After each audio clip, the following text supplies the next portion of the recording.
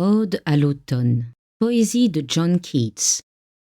Saison des brumes et de la moelleuse abondance, la plus tendre compagne du soleil qui fait mûrir, toi qui complotes avec lui pour dispenser tes bienfaits, aux treilles qui courent au bord des toits de chaume, pour faire ployer sous les pommes les arbres moussus des enclos, et combler tous les fruits de maturité jusqu'au cœur, pour gonfler la courge et arrondir la coque des noisettes, d'une savoureuse amande, pour prodiguer, et prodiguer encore les promesses de fleurs tardives aux abeilles, au point qu'elles croient les tièdes journées éternelles, car l'été a gorgé leurs alvéoles sirupeux.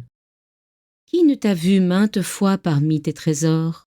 Parfois, celui qui va te chercher te découvre, nonchalamment, assise sur l'aire d'une grange, les cheveux soulevés, en caresse par le souffle du vanage, ou profondément endormi sur un sillon à demi moissonné, assoupi aux vapeurs des pavots, tandis que ta faucille épargne l'andain suivant et toutes les fleurs entrelacées. Quelquefois, telle une glaneuse, tu portes droite, ta tête chargée de gerbes en passant un ruisseau, ou encore, près d'un pressoir à cidre, tes yeux patients regardent suinter les dernières gouttes pendant des heures et des heures. Où sont les chants du printemps?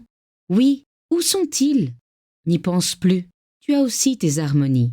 Pendant que de longues nuées fleurissent le jour qui mollement se meurt et nuance d'une teinte vermeille les chaumes de la plaine, alors, en un chœur plaintif, les frêles éphémères se lamentent, parmi les saules de la rivière, soulevés ou retombant selon que leur vent léger s'anime ou meurt.